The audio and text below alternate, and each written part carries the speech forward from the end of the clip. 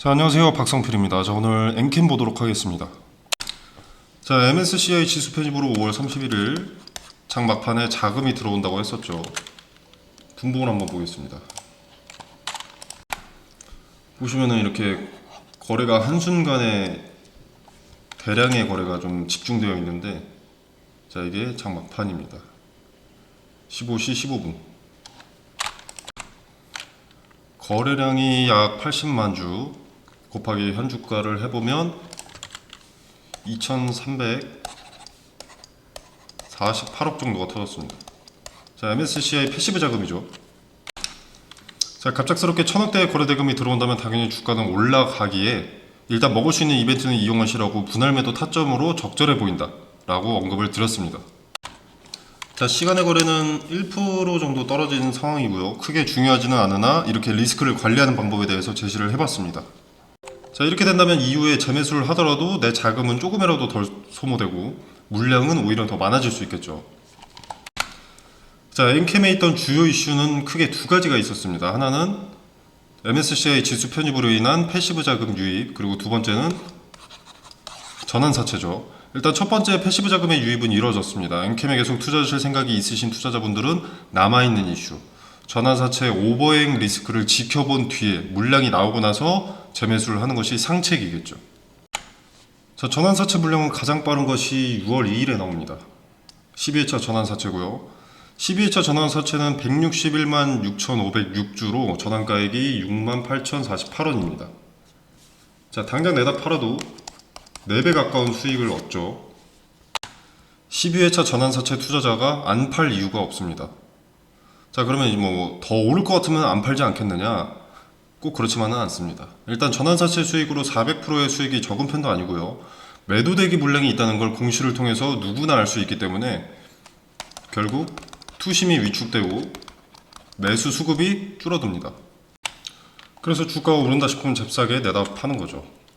자, 그리고 160만 주면 전체 주식의 8, 9% 정도가 되기 때문에 매도할 때 공시 의무가 있겠지만 발행 대상자들의 이 조합이 이미 나누어 있기 때문에 공시를 피해갈 수가 있습니다.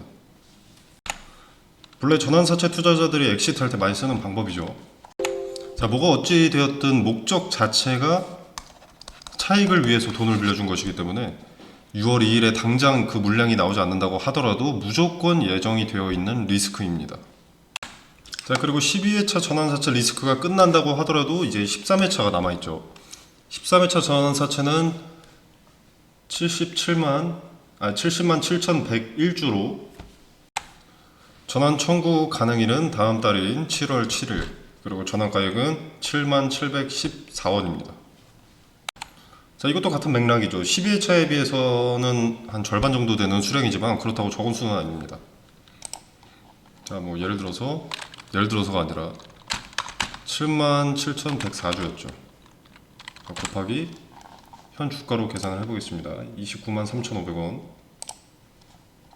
293,500원. 자, 그러면 2,070억의 매도대기 물량이 있다는 거죠. 주가에 영향을 줄 수밖에 없습니다. 매수 수급이 들어올 때마다 나누어서 찔끔찔끔 판다고 하더라도 상승을 제한하는 역할을 하게 될 겁니다.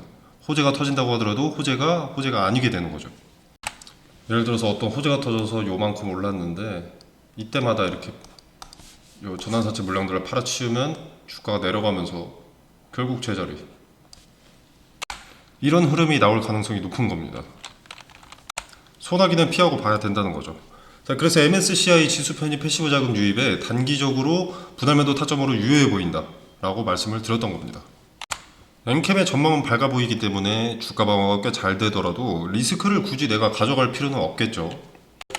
분할 매도로 수익 일부 챙겨놓고 두둑해진 시드로 엔캠의 전환사채 물량 소화를 지켜본다면 오히려 낮아지는 주가를 이용해서 평단을 줄이고 수량을 늘릴 수 있기 때문에 대응을 적절하게 한다는 것은 등락을 막론하고 기회가 되는 겁니다.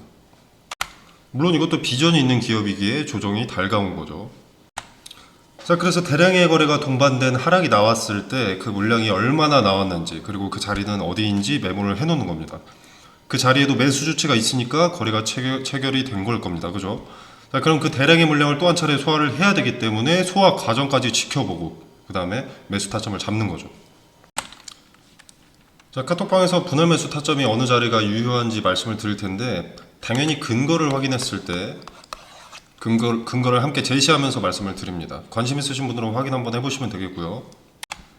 전환사채 물량이 상당히 많은 편이긴 하지만 엔캠은 얼티엄 셀즈 등을 필두로 하는 캐파 증설, 북미양 공급 확대, 유럽 시장 공략, 미국의 중국 견제 등등으로 시장 점유율을 확장해 나가는 과정에 있고 성장력이 눈에 보이기 때문에 비전 있는 기업이라고 말씀드리고 싶습니다.